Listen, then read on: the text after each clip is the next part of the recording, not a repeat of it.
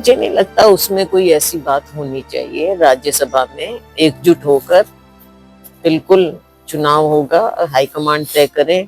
जो भी कैंडिडेट जब सामने आएंगे, हमारे सभी एमएलए साहिबान कांग्रेस हाईकमांड की बात को मानते हुए अपने प्रत्याशी को जिताएंगे।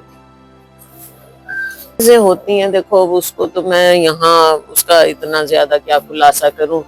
कई बातें सबको पता हैं। ये भी है कि तालमेल जो होना चाहिए उतना तालमेल नहीं था।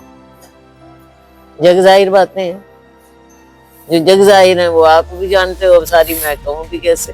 अब जो राज्यसभा के लिए कई बार देखो आवागमन सा हो जाता है समय के मुताबिक, कई कारण हो जाते हैं उसमें। पर एक बात मैं आपको कह सकती हूँ कि जो कांग्रेस छोड़ के चले जाते हैं और खास तौर से जो बीजेपी में चला जाता है, वो उस चीज को बाद में उसको पछतावा ही होता है। तो मेयर के चुनाव में सब इकट्ठे होकर लड़ेंगे। बिल्कुल बिल्कुल, सब मिल कमजोर रहता है। कई लोगों को जैसे फोकस करनी चाहिए डिस्ट्रिक्ट लेवल पे, जैसे फोकस होते हैं तो उनमें कुछ लगता नहीं है, कोई दमदार नहीं लगता। नहीं नहीं होता है, नहीं ऐसी ऐसी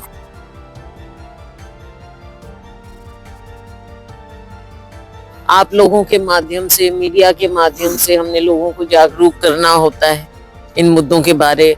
आप लोगों का सहयोग भी मिलता है कि जो हम बात कहते हैं वो भी एक तरीका है प्रोटेस्ट का। हम चाहे केंद्र में हो, सदन में, हम आपने देखा पार्लियामेंट में हमने इस बात को, जब ये बिल लेकर आए तब हमने इसको जोर शोर से उठाया।